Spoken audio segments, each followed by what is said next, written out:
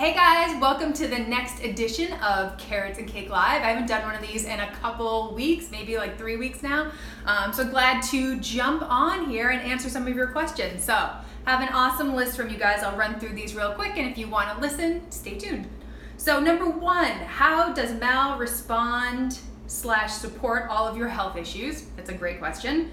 Number two, how did you develop a thicker skin? Lots of strong opinions about your Candida post. Great question.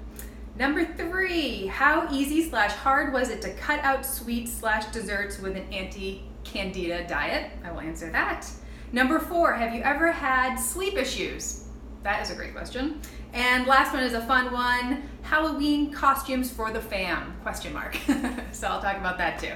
So number one, how does Mal respond/support with all of my health issues? So there's like a light right on my face. So Mal, I'm gonna preface this by saying Mal is absolutely my number one supporter, 100% supports me, nicest guy ever. He really wants the best for me at all times, but he's also somebody that's not gonna take any bullshit. He's very much a straight shooter, doesn't sugarcoat anything. So with my health stuff, he wants me to be well, he wants me to be happy, but there definitely gets to be a point where he's like, all right, enough. Let's get you better and let's stop beating around the bush. So he's very direct with stuff. I think even he'll give me some tough love if I need it, because I get like wrapped up in just the disease, the symptoms, like internet searching, Googling, like all that stuff, and really he sees how this disease overwhelms me, especially when I'm dealing with flare stuff, and he just knows I don't need to like work myself up in that way.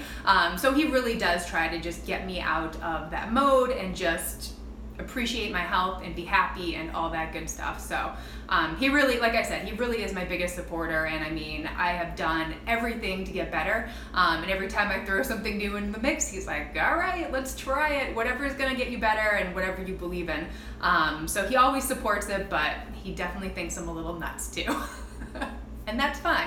That's fine. Whatever I need to do to get better. And that's the thing. I'll lead into this in a second. But when you have a chronic disease and you've been sick for so long and nothing really works, you will try anything. You will drink celery juice for 4 months straight or whatever it is just to feel better. And I think the celery juice was great. It definitely helped my skin. My symptoms I can't really say too much for. But you will try anything. So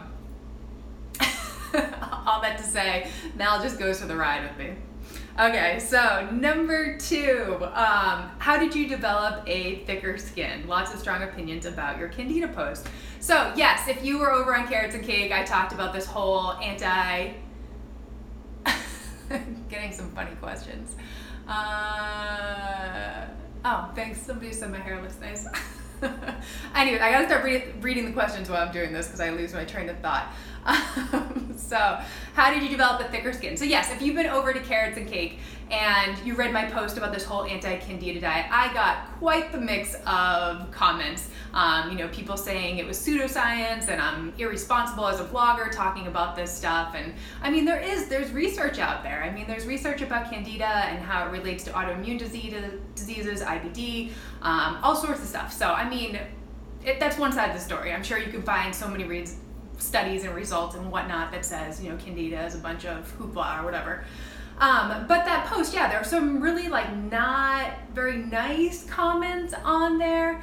And honestly, this is something I've learned over the years. I mean, I've been blogging for almost 12 years, so obviously I've gotten my fair share of internet hatred and trolls and all that stuff. And it does bother me sometimes. I mean, it still bothers me. I mean, how could it not? People are just, hitting you where it hurts. But really, I've learned that a lot of these people who are writing this terrible stuff online, they are really hurt. I heard this quote a few years ago, and it just stuck with me, and it's hurt people, and I really believe that. The people who are online writing this stuff, they have stuff going on. I mean, if you're happy and enjoying your life, you are not taking the time to leave a comment and tear somebody down. I mean, you are busy living your life, taking care of your kids, loving your job, going for a run, whatever it is. You're not sitting behind a computer just writing terrible things to people. And also, I'm not saying this to call anybody out, but I think it's like a really good example. There was somebody who left this really mean comment on my post, and they left their email address in the comment so I could see who it was. And I remember her email address from a million years ago, like in the early days of blogging, and she was a blogger as well. And we were quote unquote friends. And I remember getting to know her, and she had a lot of problems. She was depressed, she had an eating disorder, she had chronic pain, she had an autoimmune disease. There was like all this stuff going on with her. So like reading her comment, I was just like, I know what's going on with her. Like she might not like me very much, but I feel like this comment is more about her, you know what I mean? Like maybe some of her insecurities or fears, something like that. Her just feeling not great about life. So, I mean, I think that really helps me to understand where people are coming from. I don't think it's always, you know, negativity and hatred towards me. I think there's like a lot of other stuff going on. And I really believe that, you know, hurt people. And like I said, regular, normal, happy people aren't taking the time to leave comments like that. I mean, think about myself and friends and family that I've talked to about the internet and comments and stuff, and they're like, I don't have time for that. I mean, I'm not gonna take the time to leave a comment or something like that. I just, you know, click the box away and, you know, I don't agree with the person, but I don't take the time to respond. I just move on with my day. So, sorry, that's a long way to say it. I've come a long way with this, but it's again, it's not always easy. I'm a real person. I have feelings, so of course those things hurt. But I think trying to understand where people are coming from definitely helps the situation, because I'm like, you know, it's not all about me sometimes. Okay, so number 3, how easy/hard was it to cut out sweets and desserts on the anti-candida diet?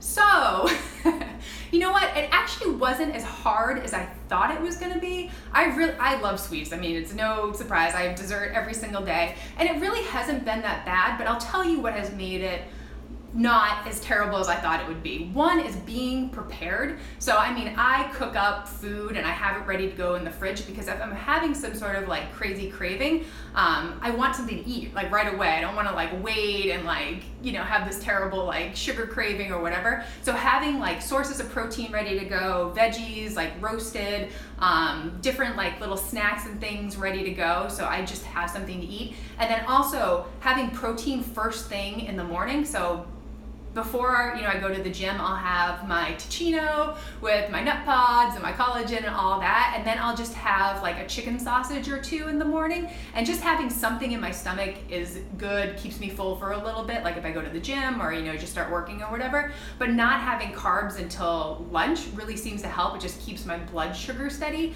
And then, like I said, just having sources of protein and snacks and good stuff ready to go. So I've basically been living off chicken sausage, chicken breast, although it was kind of grossing me out, ground chicken, deli turkey, I had shrimp the other day, but just lots of sources of protein. And then same usual veggies, roasted broccoli, roasted Brussels sprouts, kale, like lots and lots of veggies. And working with my practitioner, I can have some fruit and some carbs. It just has to be a small portion of that. So I've been having bananas and strawberries and blueberries and things like that. And then also Daily Harvest makes these lemon coconut bites, and you actually keep them in the freezer. So I've been cutting those in half and just having like a little bite when I like really need something sugary. And they only have like 3 or 4 grams of sugar, which is like not that bad. And it's mostly just coconut, lemon, and I think there's a little bit of honey. I also think knowing the ultimate goal is really helpful, because like if I cheat and I have like a bunch of sugar, I'm not helping the situation. So I think that just reminding myself of the ultimate goal really helps. Like the other day, the boys had pancakes, and I was like, oh, I would love some pancakes, but I can't eat pancakes without maple syrup. And I was just like, I can't, I just can't, you know what I mean? Like I want to get better. And the thing with this is I have to do this for, you know, 3 months, 3 to 4 months or whatever. And I mean, cheating is just gonna bring me right back to the beginning. So I'm like, I'm already over a week and a half into this. So I'm like, let's just keep going and not cheat. So like I said, I've had sweets like here and there, but it's like fruit and things that have fiber, and those lemon coconut balls, and that's about it. It hasn't been too bad, but like I said, I think just keeping my blood sugar steady and having stuff ready to go has been huge. Okay, so number 4, Have you ever had sleep issues? And yes, for sure. There's a blog post on Carrots and Cake I will direct you guys to. But a couple times. So after I had Quinn, I flared really bad and I was on prednisone, baby waking up multiple times a night, new mom, anxiety, yada yada. I feel like I probably went weeks without sleeping. I was a freaking zombie. So then I had a ton of trouble sleeping. And then during the whole design to fit, nutrition house, I have 8 million jobs. So stressed out, was having trouble sleeping then. So in that blog post, I talk about a book called 10% Happier, and it's about, I've talked about this a million times, so I apologize if you've heard this spiel. But this book really changed my life. It's about Dan Harris. He's a ABC, CBS newscaster. He had a panic attack on TV, and the story talks about his journey with meditation. And I'm very much a meditation, I don't have time for that jazz, but there's a few strategies and tactics and things like that that he talks about in the book that really help me sleep. And basically I meditate every night before bed. I'm just laying in bed, but I mean, the Jedi mind tricks I'm doing help me sleep. And I pretty much have like 100% success rate on this whole Jedi mind trick thing. It always helps me fall asleep. So definitely check out that book. I'll link that blog post. You can also search Carrots and Cake for 10% Happier, and you can read my whole review and the things that really resonated with me. And then also in recent times, CBD has been huge. I noticed almost immediately as soon as I started taking it, I started sleeping better. And then also I take Natural Calm. Not every night, probably every other night, but it's just a magnesium powder, and that will help me sleep too. So knock on wood, I don't have too many sleep problems nowadays. I mean, of course there are nights where maybe I'm tossing and turning a little bit, but I've come a long way from those days of just being up all night and not being able to sleep. So a few resources there for you. And then number 5 is a fun one, Halloween costumes for the family. And so last year we went as the PJ Masks trio. Quinn was Catboy. I was Owlette, and Mal was Gecko. And you know what? Quinn wants to be Catboy again this year, so I think we're gonna do that once again. Quinn found a banana costume of mine from like a million years ago, and pulled that out, so he wants me to be a banana now, so it might be banana, Catboy, and Gecko. So we'll see. We don't have any sort of like coordinated thing yet, but that's what we're going for. So anyways, I hope you guys found this helpful, and thank you for all the awesome questions, and I'll see you on the next one.